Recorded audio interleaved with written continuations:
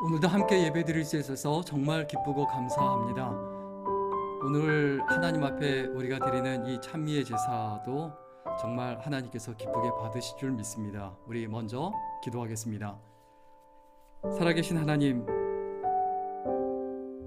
오늘도 주의 전에 그리고 하나님 앞에 서서 간절함으로 진실함으로 예배드리고 경배하게 하신 것을 감사드립니다. 또한 세상 살면서 많은 어려운 일들과 힘든 일들과 그리고 버거운 일들이 있었지만은 그 가운데서 하나님의 사랑과 은혜와 은총을 잊지 않도록 붙들어 주시고 또 우리의 믿음이 자라나며 성장케 하신 것을 감사드립니다. 오늘날 살아가는 삶이 많이 힘들고 어렵지만은 그 모든 것들보다 하나님의 사랑과 은혜가 더 크고 강력하다는 것을 잊어버리지 말게 하시고 강하게 하시며 담대하게 하시며 두려워하지 말게 하시고 염려와 근심에서 벗어나서 찬미의 기쁨의 제사를 드리는 우리들이 될 수 있도록 인도해 주옵소서. 오늘 힘겨워하는 이들에게 힘을 주시고 낙담한 이들에게 희망을 허락하시며 상처받은 이들에게 위로를 주시고 또 물질적으로 어려운 이들에게 경제적인 여건도 허락하셔서 하나님을 마음껏 예배하며 섬기며 경배할 수 있도록 은혜를 베풀어 주옵소서. 오늘도 주의 말씀 듣기를 소원합니다. 이 말씀을 통해서 힘과 용기와 담대함을 얻게 하옵소서. 예수님의 이름으로 기도드렸습니다. 아멘.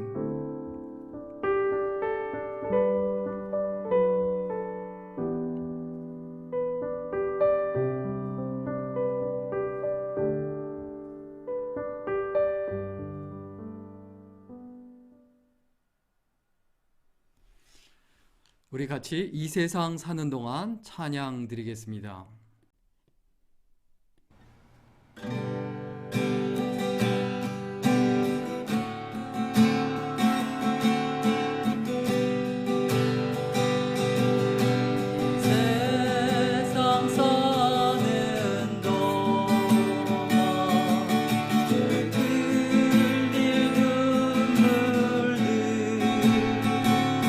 이 생명 다하는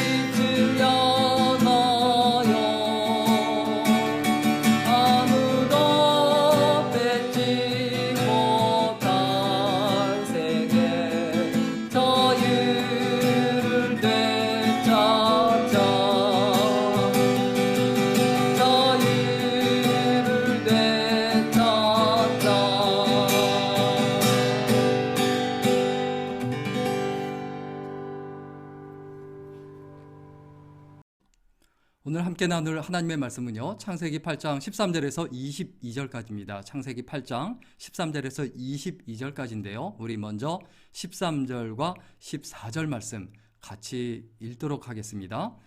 601년 첫째 달 곧 그 달 초 하룻날에 땅 위에서 물이 거친지라 노아가 방주 뚜껑을 제치고 본즉 지면에서 물이 거쳤더니 둘째 달 21의 날에 땅이 말랐더라. 아멘. 오늘 함께 나눌 하나님의 말씀의 제목은 시련을 마주하는 우리의 자세입니다. 시련을 마주하는 우리의 자세란 제목으로 함께 하나님의 말씀 나누겠습니다. 세계에서 가장 무서운 놀이기구로 2006년에 기네스북에 등재된 것이 있습니다. 그게 뭐냐 하면 바로 미국 뉴저지 그 식스플래스에 있는 킹다카라는 놀이기구예요. 킹다카. 그게 바로 이건데요. 보면 어마무시하죠. 이 킹다카라는 놀이기구가 시속 205km로 떨어집니다. 그리고 높이가 137m까지 올라가고요. 그래서 세계에서 가장 빠른 롤러코스터예요. 최대 높이에 올라간 다음에 그 다음에 이제 낙하하는 시간이 5초밖에 안 걸린대요. 근데 그 시간이 그 속도가 너무 공포스러워서 마치 5분같이 느껴진다고 이렇게 이야기를 합니다. 사실 저보고 이제 이 놀이기구를 탈 수 있냐 없냐, 뭐 저는 탈 수 있습니다. 사실 약간 좀 고소공포증이 있거든요. 그래서 무서운 곳, 높은 곳을 싫어하는데 이 놀이기구는 좀 즐길 수가 있어요. 그 이유는 두 가지입니다. 하나는 뭐냐면 안전하다는 믿음이에요. 내가 이것이 무섭긴 하지만 절대로 내 생명에 해를 가하거나 내가 다치지 않는다라는 그 믿음이 있기 때문입니다. 그리고 다른 한 가지, 그 무서움, 그 공포는 곧 끝난다는 믿음이에요.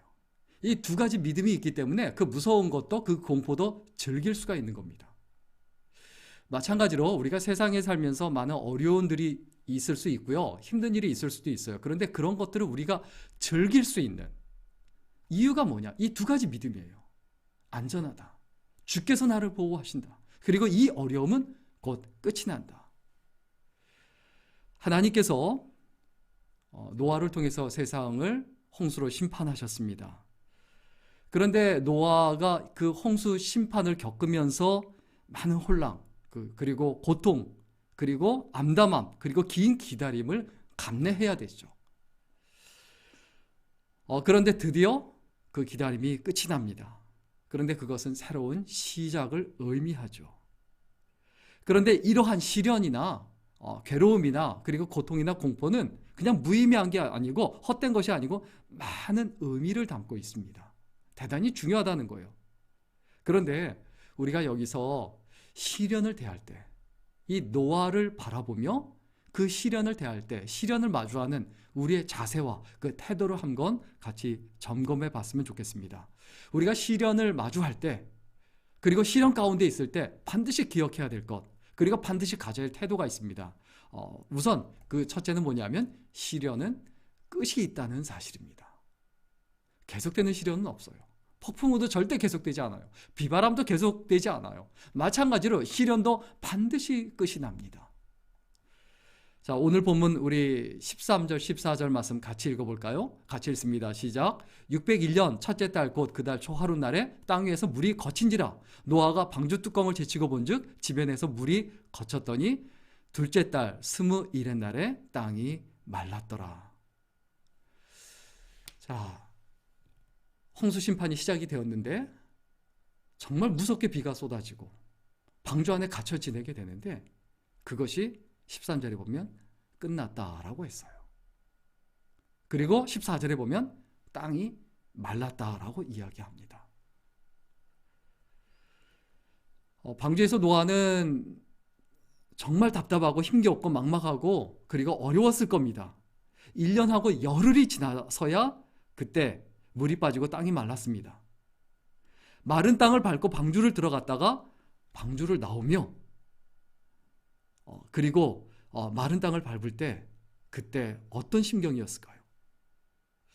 홍수를 겪었는데도 사실 이 노아는요, 그 가운데서 옷이 젖지도 않았어요. 철저하게 하나님께서 그를 보호하셨고 그와 함께하는 존재들을 모두 보호하셨습니다. 살다 보면 우리가 질척거리는 진흙탕을 걸을 수도 있습니다. 또 만나지 말아야 할 사람을 만나서 괴로움과 근심과 고통을 겪을 수도 있어요. 다시는 겪고 싶지 않을 일들이 우리에게 다가오고 또 다가올 수도 있어요. 하지만 중요한 건 뭡니까? 그 모든 것들은 결국 다 지나간다는 사실이에요. 그래서 야고보 사도는 우리에게 이렇게 말하고 권면합니다. 우리 야고보서 1장 2절에서 4절 말씀 같이 읽어볼까요? 같이 읽습니다. 시작. 내 형제들아, 너희가 여러 가지 시험을 만나거든 온전히 기쁘게 여기라. 이는 너희의 믿음의 시련이 인내를 만들어내는 줄 너희가 알미라. 인내를 온전히 이루라. 이는 너희로 온전하고 구비하여 조금도 부족함이 없게 하려 함이라. 아멘.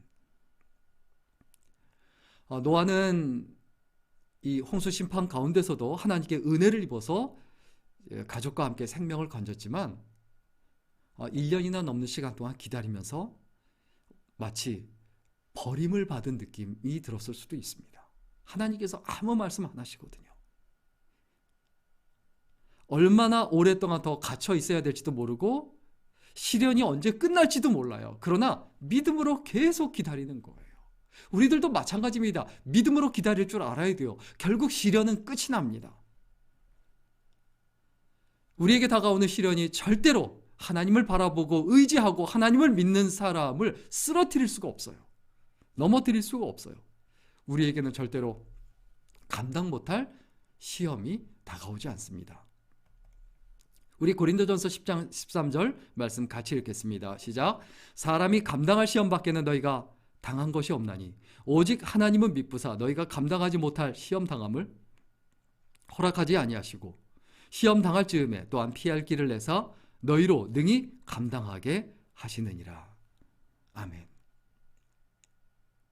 하나님께서는 우리에게 반드시 감당할 수 있는 시험과 시련, 어려움만 허락하십니다. 그리고 그 시련이 끝난 다음에는 반드시 우리가 정금같이 나올 것이다 라는 것을 믿어야 되죠. 그래서 욥이 모든 것을 잃어버렸지만은 그가 하나님 앞에 이렇게 고백합니다. 욥기서 23장 10절입니다. 우리 같이 읽겠습니다. 시작. 그러나 내가 가는 길을 그가 아시나니 그가 나를 단련하신 후에는 내가 순금같이 되어 나오리라. 내가 순금같이, 정금같이 되어 나올 것이다. 이것이 우리의 미래고 우리의 인생이고 우리의 삶이에요. 하나님께서는 우리를 절대로 잊어버리지 않으십니다. 절대로 놓치지 않으십니다. 그래서 이사야 선지자가 이사야서 49장 15절에 이렇게 이야기하고 고백을 하죠. 우리 같이 읽겠습니다. 여인이 어찌 그 젖 먹는 자식을 잊겠으며 자기 태에서 난 아들을 긍휼히 여기지 않겠느냐. 그들은 혹시 잊을지라도 나는 너를 잊지 아니할 것이라. 하나님께서 이사야 선지자를 통해서 우리에게 말씀하셨죠. 하나님은 너와 그 가족들을 잊어버리지 아니하고 끝까지 주셨고 지켜주셨고 마찬가지로 우리들을 끝까지 잊지 않고 지켜주실 것입니다. 그리고 사단은 우리를 넘어뜨리기 위해서 끊임없이 유혹하고 그리고 참소하고 때로는 달콤한 유혹을 하기도 하지만은 하나님께서 우리를 반드시 정금같이 나오게 자라나게 하실 줄로 믿으며 그것들을 이겨나가야 되죠. 그런데 여기서요 한 가지 또 잊어버리지 말아야 될 게 있습니다. 뭔지 아세요? 시련을 대할 때 시련을 마주하는 우리의 자세 또 무엇냐 하면 시련에는 반드시 목적이 있다는 사실이에요. 그냥 다가오는 시련은 없습니다. 우리 오늘 본문 15절에서 19절 말씀인데요. 우리 먼저 15, 16, 17절 말씀 같이 읽을까요? 15, 16, 17절 말씀입니다. 같이 읽습니다. 시작. 하나님이 노아에게 말씀하여 이르시되 너는 내 아내와 내 아들들과 내 며느리들과 함께 방주에서 나오고 너와 함께한 모든 혈육 있는 생물 곧 새와 가축과 땅에 기는 모든 것을 다 이끌어내라. 이것들이 땅에서 생육하고 땅에서 번성하리라 하시매. 하나님께서 노아에게 말씀하십니다. 데리고 나와라. 그리고 뭐라고 말씀하십니까? 너희가 생육하고 땅에서 반드시 번성할 것이다. 하나님의 목적은 우리를 번성케 하는 데 있어요. 시련에는 이런 하나님의 놀라운 은혜와 뜻이 숨어 있다는 것을 잊어버리지 말아야 되죠. 우리 그 다음에 18, 19절 말씀 같이 읽겠습니다. 같이 읽습니다. 시작. 노아가 그 아들들과 그의 아내와 그 며느리들과 함께 나왔고 땅 위에 동물 곧 모든 짐승과 모든 기는 것과 모든 새도 그 종류대로 방주에서 나왔더라. 하나님의 약속을 믿고 담대하게 1년 이상 있었지만 이제는 방주에서 나와야 돼요. 하나님의 목적, 하나님의 뜻, 하나님의 축복이 우리의 삶의 현실이 되고 이루어지려면 방주에서 나와야 돼요. 들어갈 때가 있으면 나올 때가 있습니다.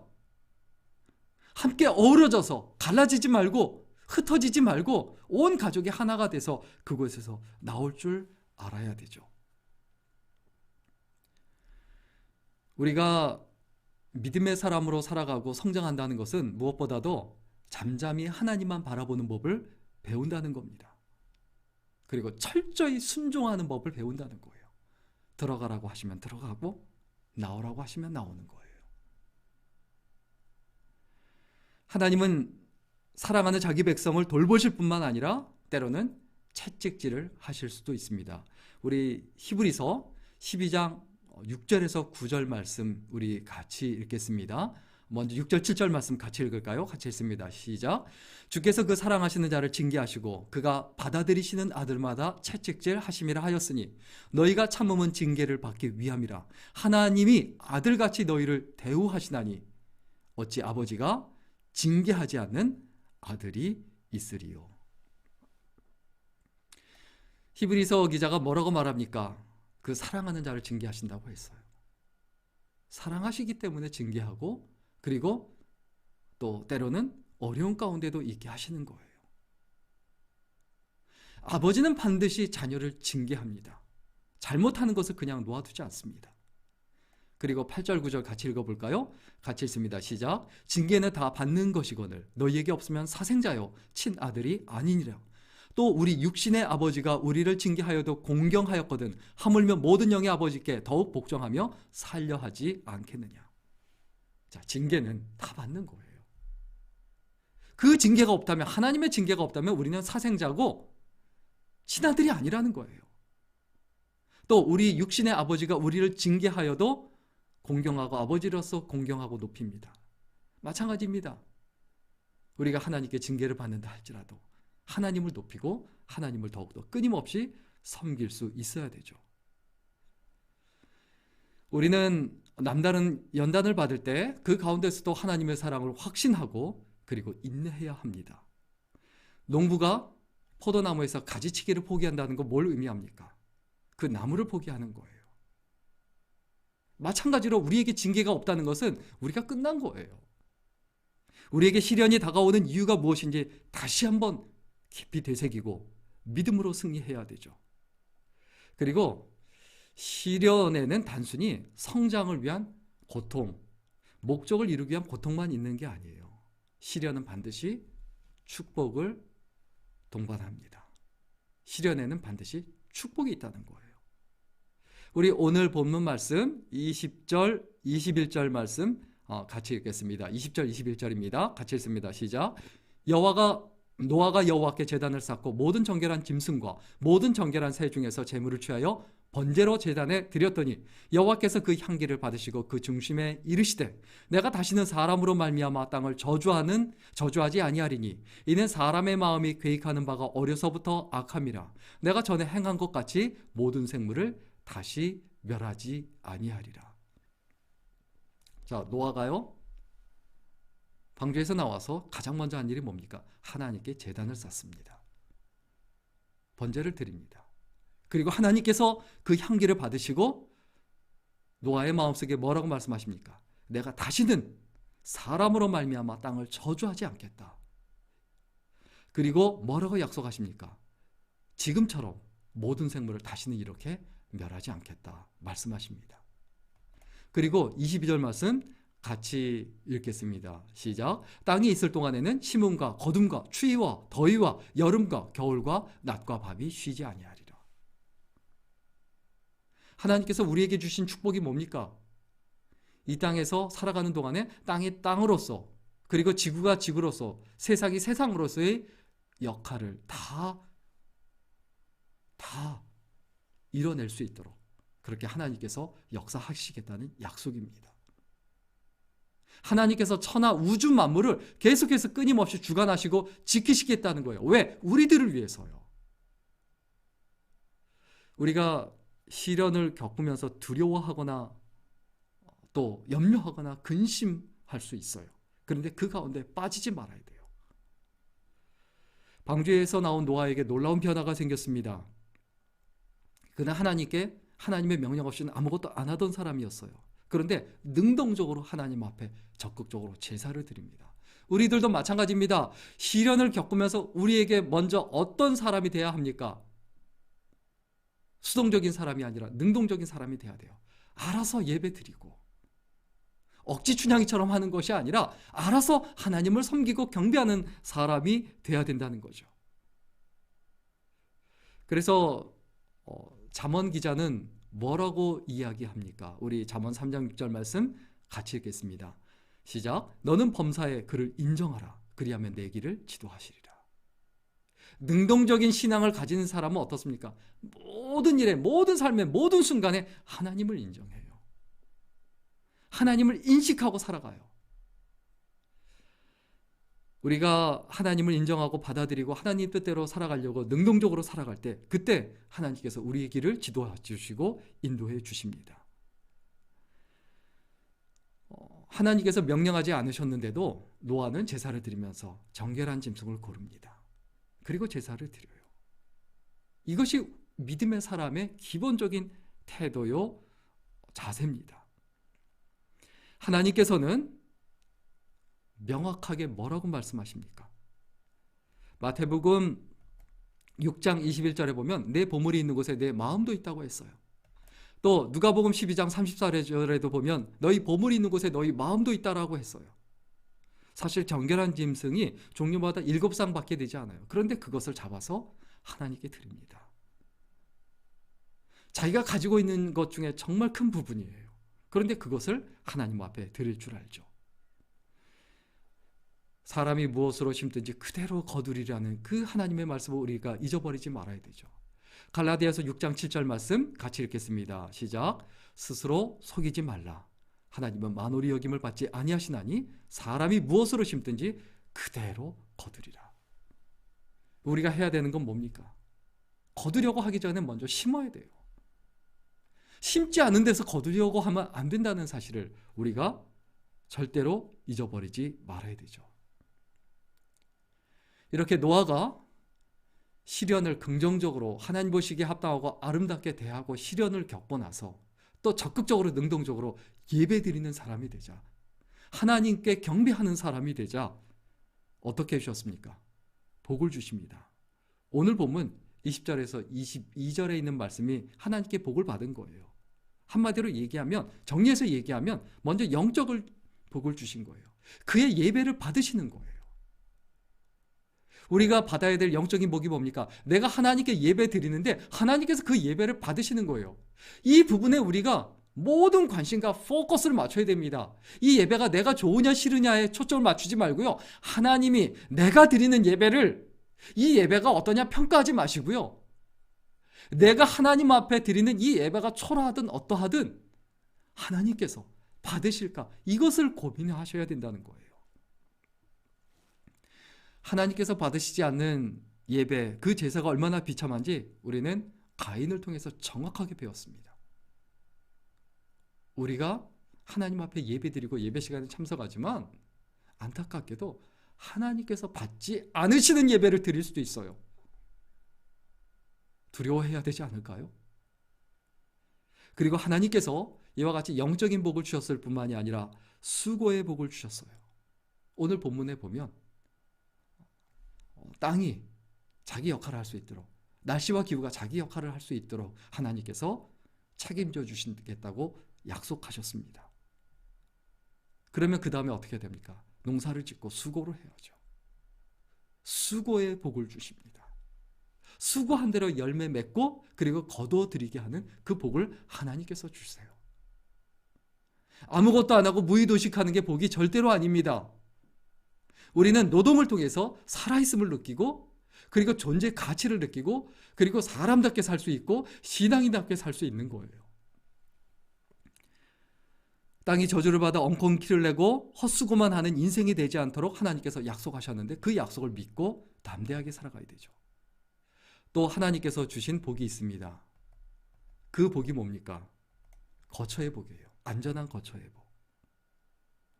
그들이 사는 땅에 사계절이 명확하도록 하셔서 앞날을 준비하고 살 수 있도록 해주셨고 명확한 거처를 허락하십니다. 하나님께서 우리에게 시련을 겪게 하신다 하실지라도 그것은 오히려 우리에게 축복이 된다는 것을 잊지 않았으면 좋겠습니다. 오늘 말씀을 좀 정리하고 마치겠습니다. 시련은 가까이서 보면 어려움이지만 멀리서 보면 축복입니다. 시련은 가까이서 보면 불행이지만 멀리서 보면 행복입니다. 시련은 가까이서 보면 채찍이지만 멀리서 보면 상급입니다. 시련은 가까이서 보면 아픔이지만 멀리서 보면 오히려 기쁨이다라는 사실을 잊어버리지 말아야 되죠. 우리가 멀리서 본다는 게 뭡니까? 하나님의 관점에서 본다는 거예요. 넓게 본다는 것. 이것이 바로 하나님의 관점에서 보는 거죠. 혹시 지금 어려우세요? 지금 어떤 상황에 있으세요? 그 모든 것은 믿음의 눈으로 보면 하나님의 사랑이며 은혜일 뿐이다. 시련은 뭐라고요? 그냥 하나님의 사랑이고 하나님의 은혜고 하나님의 축복이다. 이것을 반드시 기억하고 믿음으로 살아가는 귀한 인생 그리고 아름다운 인생이 될 수 있기를 주의 이름으로 간절히 축원합니다. 기도하겠습니다. 좋으신 하나님, 오늘도 주의 말씀을 상고할 수 있도록 인도하신 것을 감사드립니다. 노아가 그 모든 시련을 이겨내고 그리고 방주에서 나와서 새로운 시즌을 시작했듯 우리들도 반드시 우리의 시련을 이겨내고 하나님께서 우리에게 허락하신 축복의 나날들을 살아갈 수 있도록 인도해 주옵소서.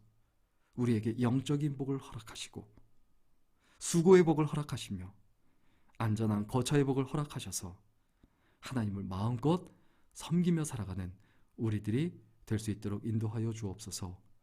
감사드리며 예수님의 이름으로 기도드렸습니다. 아멘. 우리 아무것도 염려하지 말라. 우리 찬양 드리겠습니다.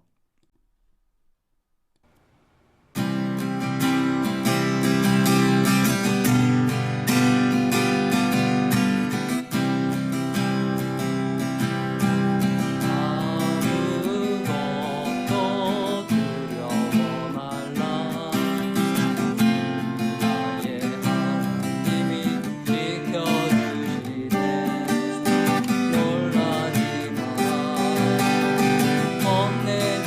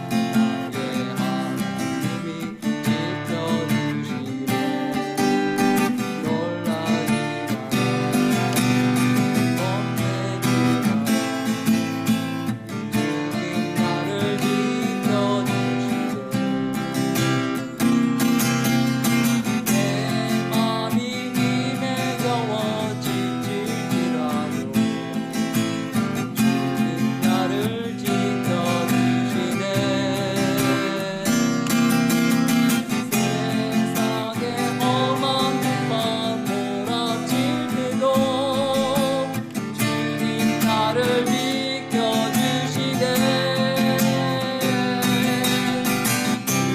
주님은 나의 전통, 주님은 나의 영생, 주님은 나의 소망, 나의 힘이 되신 여호와,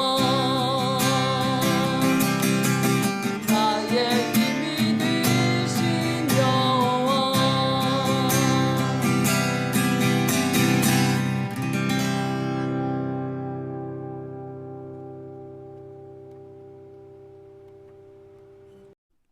우리 기도하고 예배 마치겠습니다. 사랑의 하나님, 이제 또 세상에 나아가서 각자의 자리에서 믿음의 사람으로 살기를 소원합니다. 우리의 삶에 많은 시련과 어려움이 다가오지만 믿음의 사람답게 자세와 태도를 유지할 수 있도록 붙들어 주시고, 그 시련은 반드시 끝이 나며 그 시련 가운데 반드시 하나님의 높고 귀한 뜻과 목적이 있다는 것을 기억하고, 그리고 그 시련 가운데 하나님의 놀라운 축복이 숨어 있다는 것을 잊지 아니하고 믿음으로 살아가는 우리들이 되게 하여 주옵소서. 이제는 우리 주 예수 그리스도의 은혜와 아버지 하나님의 무한하신 사랑과 성령님의 감동 감화위로 충만케 하심이 여기 모여있는 모든 귀한 하나님의 백성들, 또 하나님께 시간과 장소를 구별하여 예배드리는 주의 귀한 백성들 위해 이제로부터 영원까지 함께 있기를 간절히 축원합니다. 아멘. 한 주 동안도 믿음의 사람으로 아름답게 살아갈 수 있기를 축복합니다.